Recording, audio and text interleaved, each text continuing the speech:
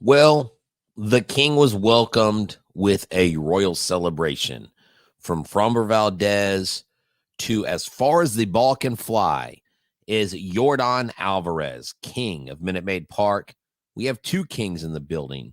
Three kings? Look, it was a royal affair. Jainel Diaz, this is Locked On Astros.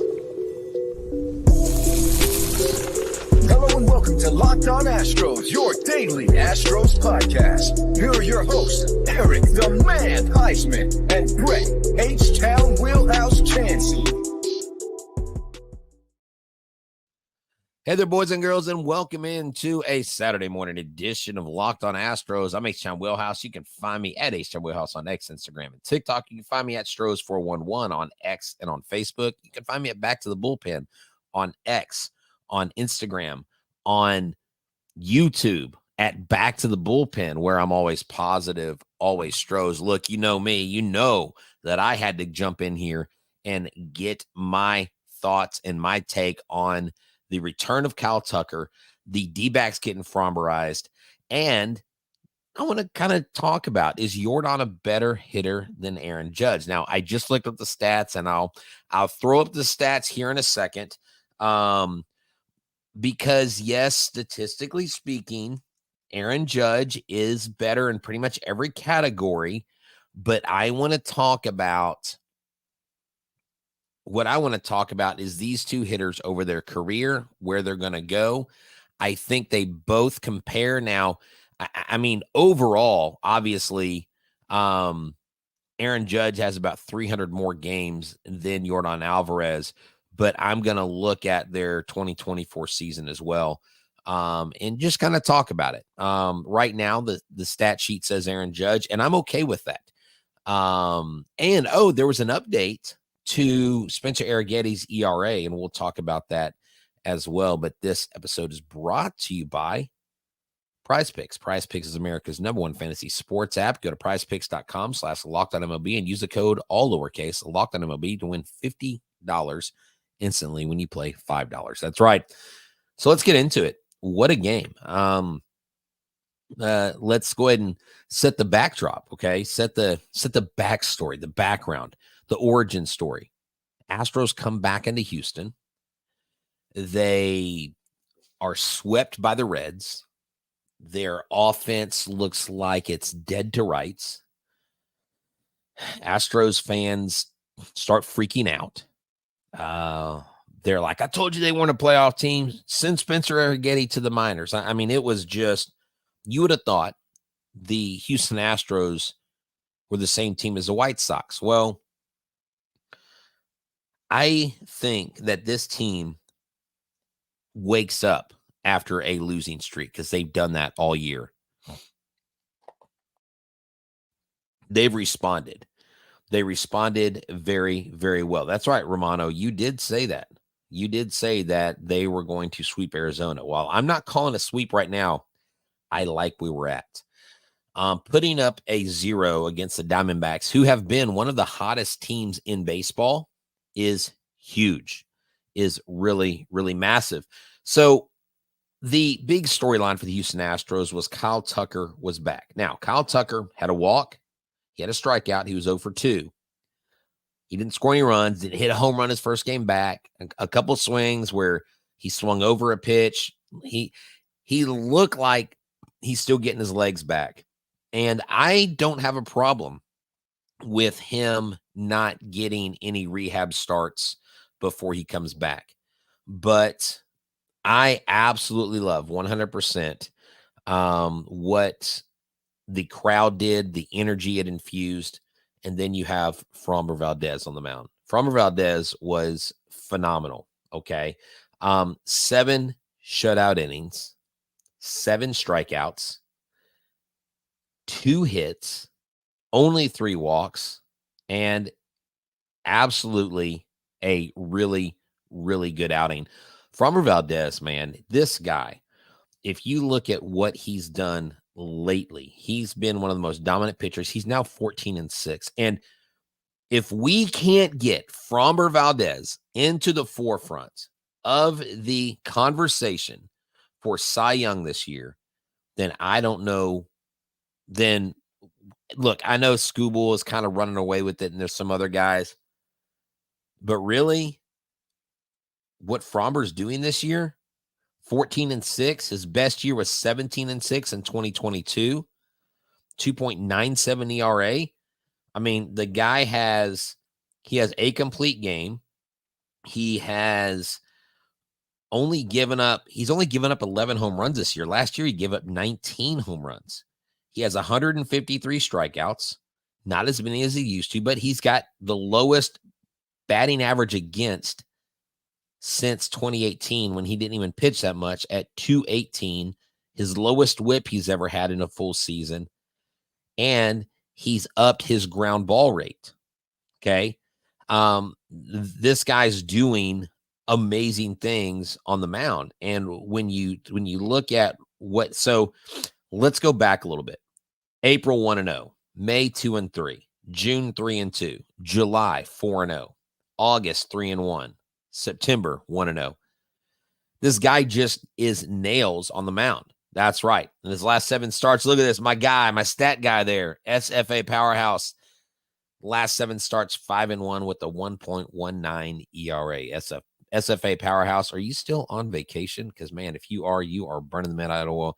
And, hey, and dude, I need to send you some stickers, bro, because you definitely deserve it for throwing the stats up there.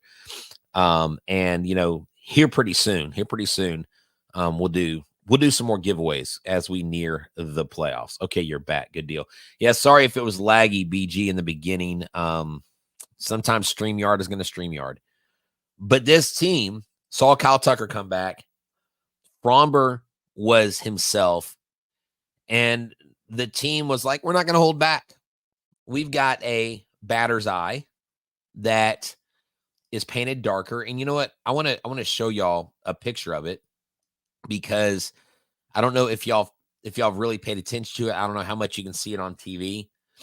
But I was kind of sent some advanced photos, not only the batter's eye, but they also, so this color right here, they also extended the color to the seats over center field, which is actually, you're wondering, Yordan Alvarez had a 2-home run game.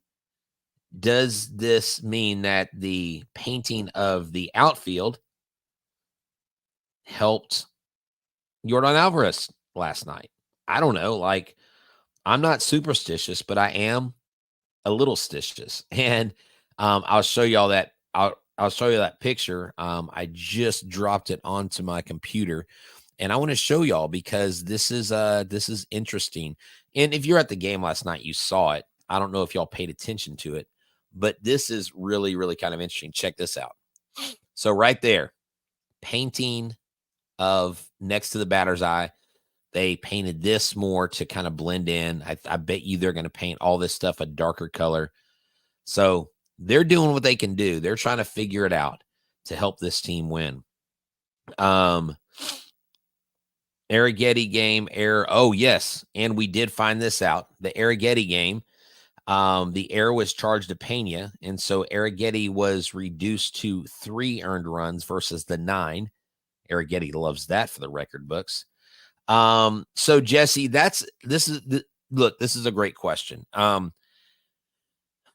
And I've talked to this about Mike Stanton, because the automatic counter argument, and I want to kind of sit on this for a second, for about a minute, is, well, if the batter's eye is such an issue, then why do away teams seem to not have an issue with it where the Astros do?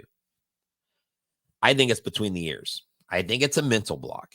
And I think sometimes the team psychs itself out. I think last year in 2023, it was some of it was anomaly. Some of it was just like, it's just baseball. And I know that's a lame excuse.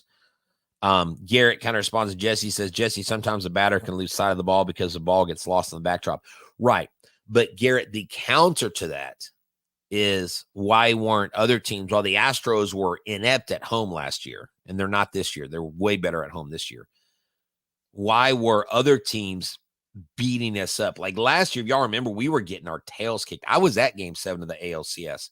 I watched that butt whooping.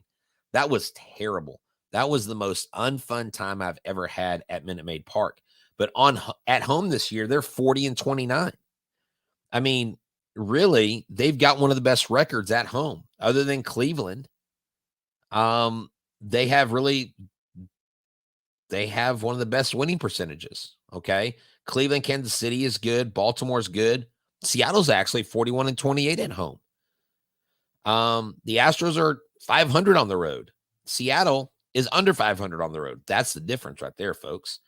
So I think, is something that I think two or three things happened. Players were pressing. Players got it in their head that they couldn't hit at home. They maybe listened to the scuttlebutt, maybe listened to people talk about it, and it just became a mental game. But hey, we'll talk about more of this. And I want to ask you if you think Yordan Alvarez is a better hitter than Aaron Judge after these words. Sandals, sunscreen, snacks for the kids. What do these all have in common? Well, you'll probably be buying a ton of these this summer. Don't stress out about the cost, because when you use iBody, you get cash back on all your purchases. When you stock up on your summer essentials, download the free iBody app and start earning cash back. Use the promo code LOCKEDONMLB.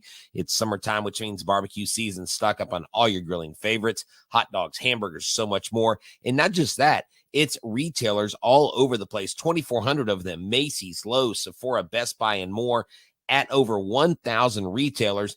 And the average iBody user saves or earns $256 per year. That could be an entire shopping trip, a flight you've been eyeing, and a fancy dinner you've been craving. Well, now it's time that you join over 50 million users with Ibotta and earn cash back every time they shop. Right now, Ibotta is offering our listeners $5 just for trying Ibotta by using the code LOCKEDONMLB when you register. Just go to the App Store or Google Play Store and download the free Ibotta app to start earning cash back, and use the code LOCKEDONMLB. That's IBOTTA at the Google Play or App Store, and use the code LOCKEDONMLB. Hey there, thank y'all for tuning in to Locked On Astros, and thank y'all for making us your first listen every single day. Make sure you make Locked On MLB your second listen every single day, and make sure that you check out Michael Connor on the Locked On Astros postcast, where together, our show and his show combined, no one gives you more sports coverage. I know no Locked On podcast does more, and I know no Locked On postcast does more than the Houston Astros Locked On team. We thank y'all for tuning in, and I got a lot of DMs from y'all. There is one of our faithful listeners in from Indiana was asking me, hey man, are you going to be at the game? I believe his name is Dylan. It's his first Astros game. I told him I wasn't there. Last night, I actually did something I'm going to share with y'all. I've never in my entire life, I'm 49 now, I've never been to an in-person live comedy tour. I love stand-up comedy. I love stand-up comedians. I love Joe Coy. I love Sebastian. I love Kevin Hart. I love, Theo Vaughn, Matt Rife, all these. There's a ton of different comedians. Okay. Last night, while the Astros were bludgeoning the Diamondbacks, I turned my phone off and I put it away. And with good company to my side, I got to enjoy Joe Coy. This dude was phenomenal. Joe Coy came to H-Town right off of his Japanese tour and absolutely killed it. Did like the first 30 minutes was all improv, was unwritten material. And this dude was amazing. And so it was just a blast. I had to share that with y'all. If you ever get a chance to go to a live comedy show, you definitely got to hit up Joe Coy next time he comes to Houston. He showed Houston all the love. He said at the end, I'm running for mayor of Houston in 2028. And I was like, oh Lord, the place went nuts. But let's look at this. Now I'm just looking at 2024, and you'll notice all the green is on Aaron Judge's side. But who has more multi-home run games?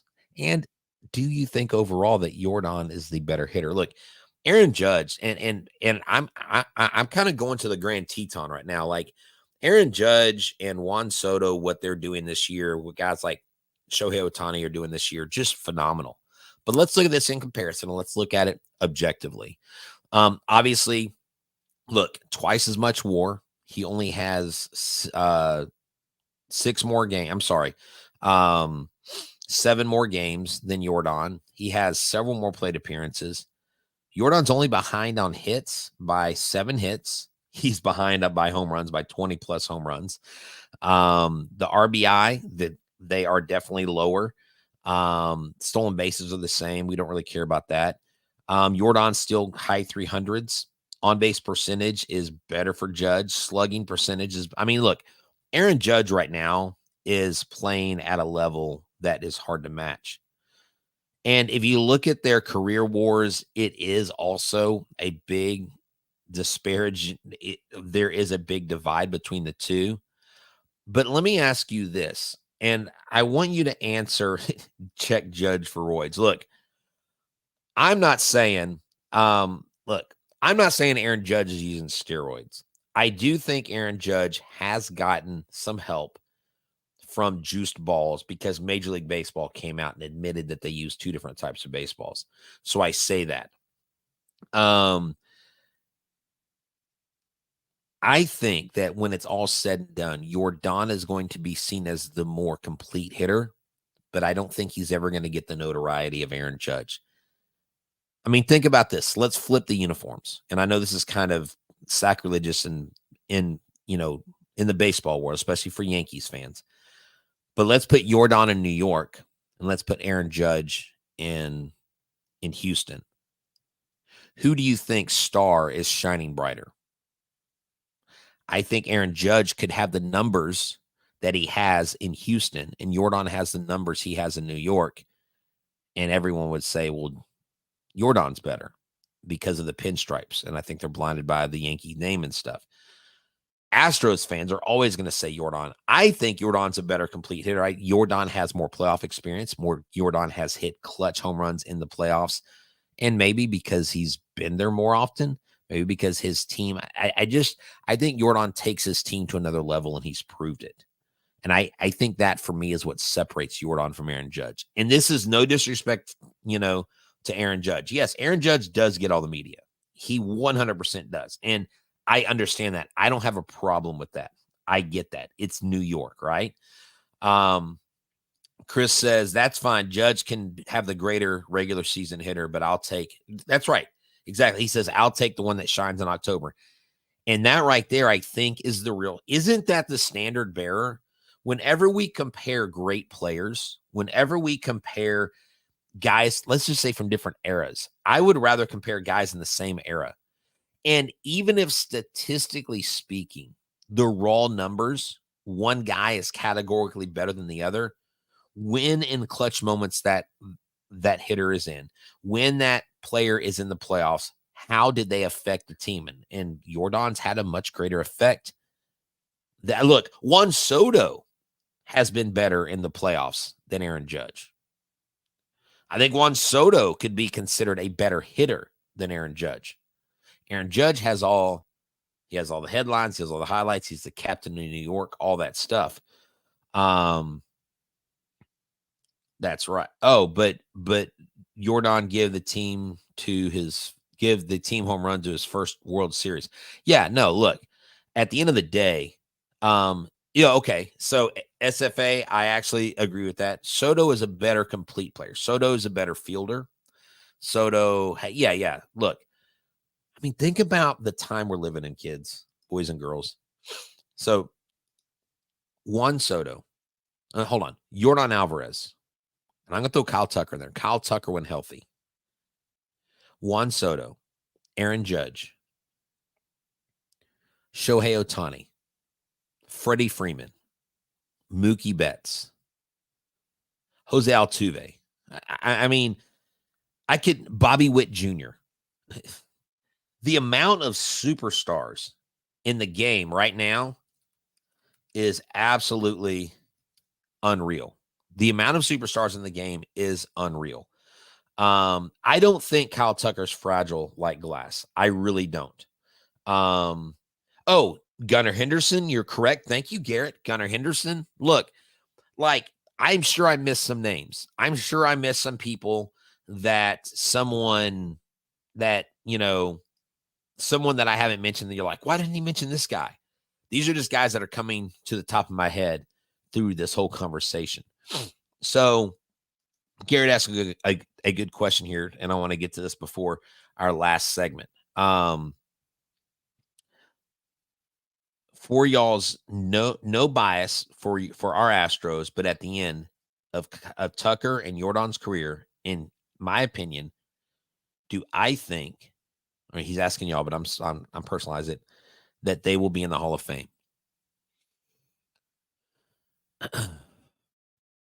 Right now, I want to say yes, because I think that they both have it in them to be Hall of Famers. But the Hall of Fame is now, I don't know, man. Like, look, if you look at some of the players that have gotten in, you're like, surely they're better than some of these guys that got in. Surely they're better than Jim Rice. I mean, there are players that are in the Hall of Fame that, to me, if you compare the numbers to the old school guys, maybe the guys that got in more recently, I think they're pretty dang close. Okay. I really think they're pretty dang close to those. Hall of Fame, I think it's possible. Of this team, Jose Altuve, 100%. We're not even gonna include Justin Verlander in this conversation because he was a Hall of Famer before he came here. Jose Altuve, 100%. Yordan Alvarez has got to stay healthy. Yordan Alvarez can be a second David Ortiz type player. And then Kyle Tucker can, but Kyle Tucker's got to stay healthy. If Kyle Tucker stays healthy, I think he can. Someone asked me about Bregman the other day. I don't know that Bregman is at Hall of Fame caliber right now. I think he can be. I think he could be. But his average might take a big hit. I find it hard. Corbin, chime in on this. I find it hard to believe that we have Bregman, Tucker, Yordan, and Altuve all in the Hall of Fame. That's just cheapening the Hall of Fame. I think that's too many players. I think Altuve 100%. Right here. Yordan is for sure going to be in the Hall of Fame. Just stay healthy. Exactly. So will Tucker. So, Corbin, what do you think about Bregman? I mean, yeah, Breggy has outstanding defense, but is the hit tool, is there too much left to be desired? What do y'all think? Yeah, Bregman barely over 1,000 hits. Yeah, yes, Bregman is the hardest candidate to think about. So, hey, look, y'all talk about that in the chat. We'll hear from one of our great sponsors, PrizePicks, and then we'll close this out with one more segment.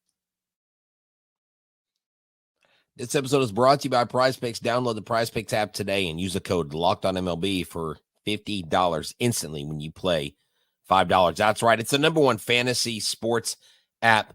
Over 5 million active users. Myself and Eric play it all the time. It is a blast. All you do is pick more or less with 2 to 6 players, stat projections, and watch the winnings roll in. It's not you against thousands of people. It's you against the numbers. And one Caleb Williams passing yard gets you one win in PrizePicks every week in September. That's right. Only 1 yard gets you an automatic win every football weekend in September. 4 weeks of free W's. Don't miss the deal on PrizePicks because it's gone when September ends. PrizePicks puts their members first, so all withdrawals are fast, safe, and secure. But when my picks hit, I can get the money in as quick as 15 minutes, and then you know what? I can roll it back into PrizePicks, or I can go out to eat. Look, PrizePicks is fun. Check it out today. Download the PrizePicks app today. Use the code LOCKEDONMLB and get $50 instantly when you play $5. That's LOCKEDONMLB, LOCKEDONMLB. You don't even need to win to receive the $50. It's guaranteed. PrizePicks. Run your game. All right, good deal. Thank y'all for tuning in. Make sure you make us your first listen. Make sure you make Locked On MLB your second listen. Also, make sure you check out the Locked On Astros postcast with Michael Connor. He's doing a great job over there. I've watched a couple of his shows. I kind of get tuned up a little bit. Listen to him sometimes, and on nights that we don't do a show, it's nice to hear somebody else talking about the Astros, keeping the Locked On family roaring and going. But hey, I got to tell y'all something. The tickets aren't live yet, and I'll hopefully be able to get more specifics officially But October 5th, a celebrity home run derby is happening. There's names like Juco from YouTube, Antonio Brown, Johnny Manziel, Jose Canseco. Jose Canseco invited me to come join. Now, he didn't invite me, and I clarified with his agent. My agent talked to his agent, and here's the deal. They don't want me to get hurt because they want me to be part of the World Baseball Classic. So I won't be participating in the home run. I'll be covering it. I'll be interviewing all the superstars down on the field, have exclusive access to Johnny Football, Jose Canseco, and the crew. When tickets go live, I'll let you know. We're trying to get them on as a short-term sponsor here pretty soon. But check me out on all socials. I'll be advertising the heck out of it, and y'all come hang out. It's going to be at Consolation Field. But I might be able to talk them into letting me take some swings. So between now and then, I'm gonna prep with a couple friends at work, and then I'm also gonna prep with I'm gonna try to get a cage session with Mike Stanton. See how that works out. So right here, this is what Corbin says. Bregman will for sure go into the Astros Hall of Fame, no question, but he has to do more for MLB Hall of Fame worthy, get his average back up and not get off to a slow start. So look, and that right there is the toughest. And he even says, even with this plethora of third basemen in this era, Bregman is really the biggest winner of all. He is. Willard in with a hot take here. He says, if the Astros win a third title, okay, then Bregman goes into the Hall of Fame. Look, Bregman will have been a part of all three titles. So our titles are standard. What is the standard? Someone said Pete Rose equals Hall of Fame. It's interesting because I think he's actually said he doesn't want to be in the Hall of Fame, but I know he does. Man, if Pete Rose just would not have why did you have to bet on baseball? Why you were the player manager? Come on, Pete, man. Like, really? Good Lord. But look, great win last night. Can the Astros win this series? 100%. Now, the Mariners also won last night. Okay. So they kept pace. The Mariners aren't slowing down. They're playing St. Louis. St. Louis isn't a bad team. The Rangers lost. So everybody's like, oh my God, the Rangers are going to catch us. Guys, can we quit? Okay. Can we quit worrying about the Rangers? Like, seriously, can we stop worrying about the Rangers? They're 8.5 back of both the wild card. The only chance they have is winning the division. And there's no way that a team with a minus 44 run differential makes it into that first place spot. I just don't see it. I understand where there are some concerns, 4.5 ahead of Seattle. They legitimately do have a chance, but I don't think they do. Why? Like, I literally have Astros fans on my feed on different social media outlets trying to convince me that I should be worried about Seattle. Yeah, Seattle's desperate, but desperate doesn't make you great. Desperate means you're going to make mistakes. You know what team isn't desperate and what works in the team's favor? The Houston Astros. Do you think they panicked after that 3-game sweep in Cincinnati? No. Do you think they were like, Eric Getty, you need to go back to the minors? No. That's what we did. That's why we're the fanatics. That's why we're not one of the 750 people on the field in Major League Baseball, and that's why they are. Look, I'm not saying you can't fan the way you want to fan, you can't feel the way you want to feel, but at the end of the day, and this is what I've learned, and this is just a piece of advice for your fandom and for your heart, okay? For your health. Stop hanging on every single win and every single loss. Stop freaking out when a pitcher underperforms, like Spencer Arrighetti. Now, there's nothing wrong with criticizing. There's nothing wrong with being critical. But at the end of the day, you've got to just take it easy, man. What people are, I've literally had people tell me, the Rangers are going to sneak up on me. No, I'm serious. Garner's 5. I've literally had people, I've had Rangers. I've got friends that are Rangers fans. I've had people about it. All we can do is worry about the Astros. Thank you. Don't scoreboard watch. Someone said, yeah, David. Like, David's not even here, man. You can't bag on David when he's not here to defend himself. Yeah, the World Series hangover. But you know what, though? I don't think it's a World Series. Well, I guess it is. Because many of their guys had banner years. Maybe not their best year, but they all hit well at the same time. So I had to come up here, talk about this game because I was super excited. And I'm serious, my guys, my girls. Next time Joe Coy comes to H-Town, y'all better show up because that dude is off the charts funny. He's hilarious. Let's look at today's matchup. 7-9 Kikuchi, 4.24 ERA, 177 strikeouts against Eduardo Rodriguez. 2-1 with 5.33 ERA and 17 strikeouts. The Astros have some really good success against him. 381, 417, and 364 for Altuve, Alvarez, and Bregman, with 5 home runs between those 3 players. Then you have Dubon at 500, Gamble 375, Hayward 333, McCormick 300, Pena 400, and another 2 or 3 home runs sprinkled in there. The Astros do well against Eduardo Rodriguez. When he was with the Tigers, we hit him well. I think we hit the guys well today. I think Kikuchi continues to shut it down.